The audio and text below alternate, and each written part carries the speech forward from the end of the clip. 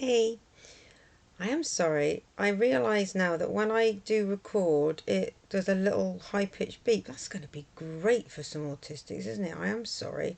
I'm not really sure how to stop that. Maybe at the beginning of the video, just press like mute so you don't hear it.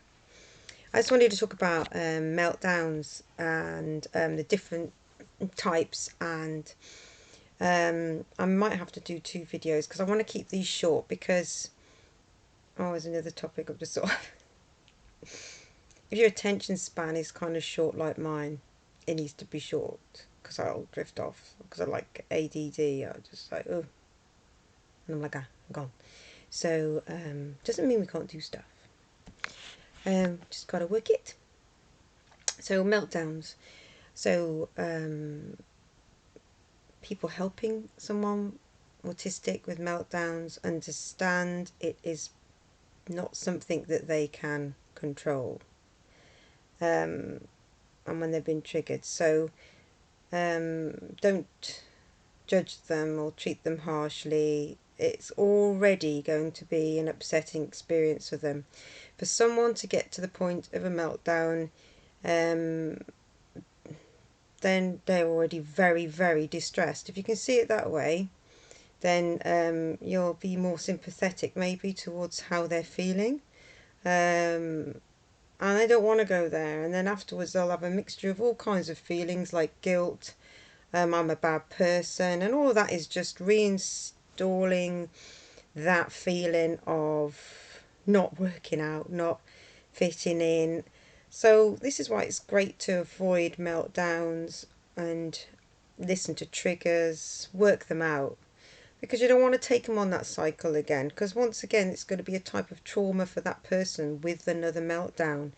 They will probably happen, especially if you are just learning about this person, and also they've got many, many triggers. So it's, you can't totally blame yourself. But if you notice there's a thing, like a word, because I know just a word can become a trigger for someone. If you notice that word, take it out of the conversation and realise it's going too far, because we're here to help. That's what we're here for. Um, and there are ways in future that maybe if they have control, the autistic, to reintroduce certain things, but it has to be over a period of time and with their consent and how they do it, not because you see this is the way it needs to go. It has to be felt by the autistic.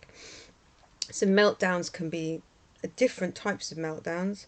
So a meltdown can be very loud. They see red. They won't probably know what they're doing. So in the past, when I've been in that sort of situation, I've gone behind a door because I've left them to do their meltdown, because they might hurt somebody and they don't really want to do that. They're just expressing all this feeling because they're not being listened to. Or for them it's something really painful. It's not fun. I can tell you about a meltdown as well. The after effects, they will probably more than often not go silent, um, tearful, not want anybody to touch them, and it can last a long while, and it will be a type of trauma. So they will be feeling it for a while, sometimes hours, sometimes days. This is why I feel the importance of avoiding them, if possible, is paramount into healing and moving forward. Don't feel bad if they happen though, and if that person will regularly do them, because you know, you've got to live with what you've got and work with it and work together. Give them the power and you the power, and try and work together on how this can be fixed and give them that security. Sometimes as well, a meltdown can be silence. So because often they won't recognise how to regulate their feelings or what they're feeling, because like I said about masking, we often can't relate to our own feelings, so we don't know what it is or why it's happening.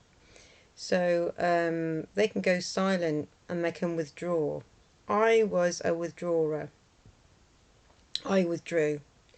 and I didn't make a sound, and I just went silent and didn't talk.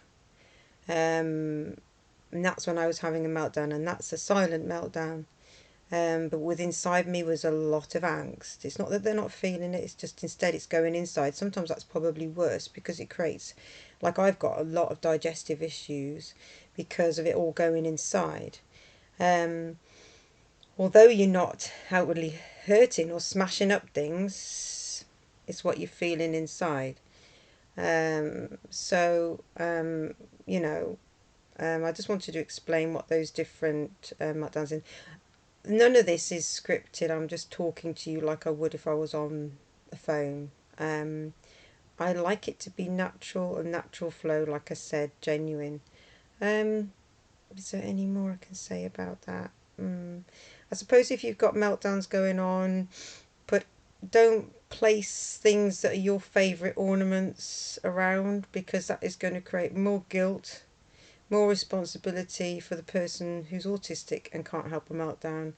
Um, put things out of the way, particularly anything that's dangerous. I did that. I put loads of things out of the way because at the end of the day, whether my home looks nice or my relative who's autistic is safe,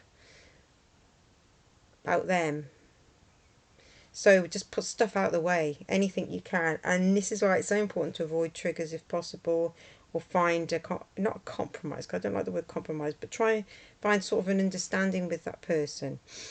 Um, yeah, I think that's it to do with meltdowns. I think there was something else, but I'll probably do another video because it's a big topic. Look, I've been talking 7 minutes. Sorry. Okay,